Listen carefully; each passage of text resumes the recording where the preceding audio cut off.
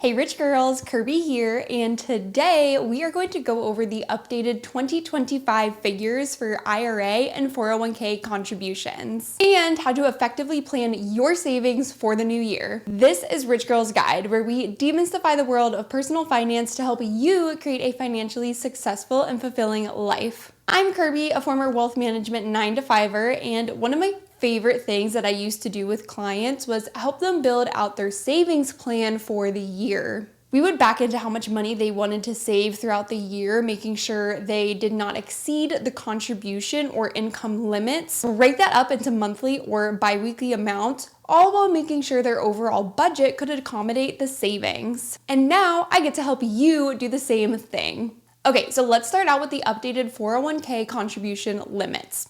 For 2025, employees can now contribute up to $23,500 into their 401k, which is an increase of $500 from last year. If you get paid every 2 weeks, then the maximum you can contribute is $903.84 per paycheck. Now, you generally have two options when making 401k contributions. You can either put that money into a traditional 401k, otherwise known as a pre-tax 401k, or you can put it into a Roth 401k, otherwise known as an after-tax 401k. If you choose the traditional pre-tax option, that means that you will pay less in taxes in the current tax year, 2025. Instead of paying federal and state income tax on that $900 in the year that you earn that money, you are deferring the tax payment until the year you take the money out of your 401k, presumably years or decades from now when you are in retirement. The pros to the pre-tax 401k are obviously less tax payments now and increased compound growth within your 401k. That is assuming you'd be making less 401k contributions if you had to pay taxes on that money. Now, the second option is your Roth after-tax 401k, and that means that you'll be paying more in taxes in the current year. The good news, since you are paying your taxes on that $900 in the year you earn it, that money gets to grow tax-free inside your 401k, and when you go to withdraw the funds from your Roth 401k in retirement, you will not owe any taxes on it. Now, presumably you will be contributing less to your Roth 401k since you will be paying more in taxes in the current year. But if you can swing it within your budget to max out your Roth 401k, then you will be sitting real pretty come retirement. Let's look at a quick example.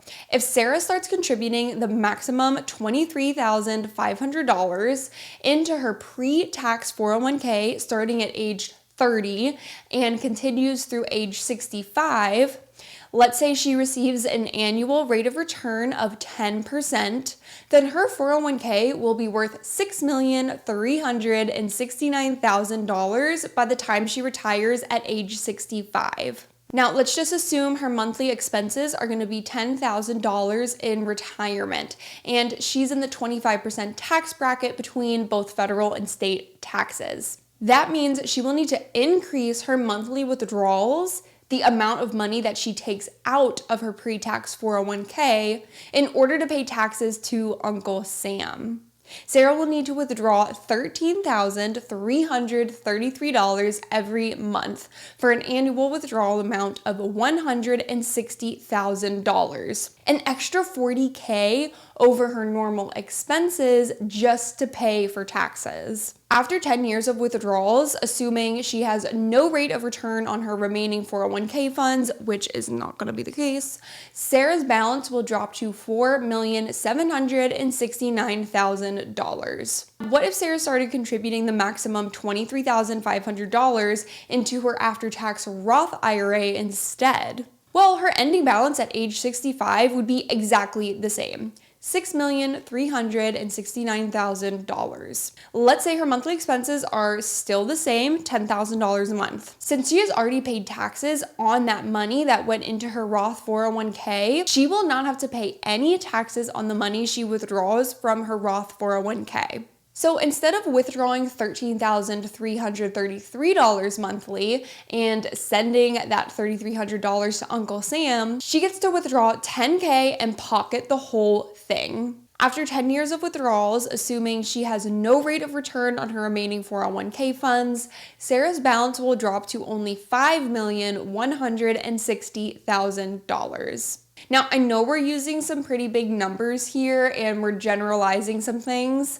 Obviously, some years we may have to take out more or less money than others. Our tax rates are going to fluctuate over time, and our rate of return is not going to be exactly 10% every year. But you can at least get a sense of the big picture. And you ultimately have to make the decision on which one works best for you. And not to throw a monkey wrench into things, but many employers are now allowing employees to make deferrals into both pre-tax and after-tax 401ks. So as long as you stay below the total contribution limit of $23,500, between the two, you can put, let's say, half of your contributions into a pre-tax 401k and the other half into an after-tax Roth 401k. I would definitely reach out to your HR representative to ask about your options if you aren't sure what is available to you. If you still feel a bit confused on the differences between traditional and Roth 401ks and how to choose which is best for you, I will link some previous episodes down below that will dive even deeper into this topic. All right, moving on to IRAs. IRA just stands for Individual Retirement Account, and these are retirement accounts that are completely separate from your employer. Your 401k is an employer-sponsored plan, aka it's only available through your employer, while an IRA is completely independent from your employer. Anyone can open an IRA, although funding an IRA, putting money into it, and choosing investments can have some strings attached. The IRS has actually opted not to raise the contribution limit on IRAs, keeping the same cap at $7,000 for 2025. Now, why does the IRS sometimes raise 401k limits but not IRA limits? Honestly, who the F knows? The IRS does whatever the IRS wants, and they are the OG sorry not sorry. Now, just because the contribution limits have not been changed does not mean the income limits have stayed the same. Contribution limits are the maximum amount of money that you can put into an IRA. And similarly to 401ks, there are two different options: traditional pre-tax IRA and a Roth after-tax IRA. Now, tax-wise, these work the exact same as a 401k. Any money you put into a traditional pre-tax IRA will not be taxed in the year you put in the money, but you will owe tax when you take money out in retirement. Any money you put into a Roth IRA is considered after-tax money, since you are not able to deduct those contributions from your taxable income, but you can take out that money in retirement completely tax-free. Here's the catch. With Roth IRAs, you can only make contributions if you make under a certain amount of money. For 2025, those income limits are as follows: $150,000 for a single tax filer, $236,000 for married tax filers, and $10,000 for married filing separately. Side note, does anyone know why the IRS screws over couples that are getting divorced or separated? I feel like this has been getting worse over the past several years, and I honestly don't know why they penalize folks who are already obviously going through a tough time. Let me know in the comments if you know of any legitimate reasons why they make married filing separate so undesirable. It makes no sense to me and I'm just befuddled. Anyways, these income limits just mean that if you make over those income amounts, you cannot make a direct contribution into a Roth IRA. You can only make a traditional IRA contribution. However, anyone can technically make a backdoor Roth IRA contribution, and it's a lot easier than you may think. Now, I'm not going to get into that today. I have a whole episode outlining how to make a backdoor Roth contribution, so I will link that right here and down below in the show notes. So I would highly suggest checking that out if you think you might be close to the income limits for this year and you're thinking about making a Roth contribution. And just a side note, if you are a money and numbers nerd like me and don't want to get screwed in retirement, please, please, please consider putting some or a lot of your money into Roth after-tax vehicles. I know it's not as fun to pay more in taxes now, but future you will be oh so grateful. Now, a quick note on catch-up contributions. For anyone aged 50 and older, you can make what is called a catch-up contribution into your 401k and your IRA that exceeds the normal contribution limits. These catch-up contributions are exactly what they sound like. If you are behind on saving for retirement and are now nearing retirement, aka you're in your 50s, the IRS is incentivizing you to catch up and save more money. For both traditional and Roth 401ks, the catch-up limit remains the same at $7,500, bringing the total contribution limit to $31,000. However, and this is brand new, so listen up, if you are aged 60, 61, 62, or 63, okay, so 60 through 63, y'all get a little Christmas present in January this year, because you have a catch-up contribution limit of $11,250. So this is being dubbed as like the enhanced catch-up limit, and this change was apparently part of the Secure 2.0 Act, and from what I read, this is the first year it's available, and there's no current end date. An important thing to note is that once you hit age 64, you are no longer eligible for this enhanced catch-up amount, and your limit will revert back to the normal catch-up amount of $7,500. For IRAs, the catch-up limit is $1,000 for those 50 and older, and there's no enhanced catch-up contribution for those aged 60 to 63. If there's one thing we can count on from the IRS, it's inconsistent regulations and confusing as fuck rules. How to budget your savings for the year.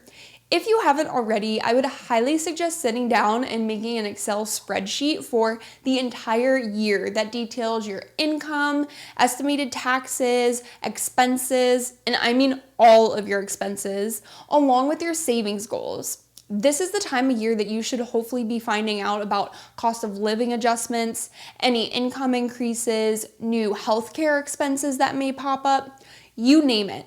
Take a few extra minutes this month to sit down, map out the numbers so that you know what's going on for the rest of the year. If you want to start contributing to your 401k, but you don't know how much extra money you will have at the end of the month, crunch the numbers so you know. Plan ahead now so that you can set up automatic payments into your 401k, into your IRA, I don't know why I said that so weird, into your emergency fund, your vacation fund, whatever account it may be. I have an entire budgeting episode that goes in depth on how to set a realistic budget, as well as an episode calculating how much money you will need in retirement. I'll link both of those right here. Please take the time to understand your finances, plan your budget, and save for the upcoming year.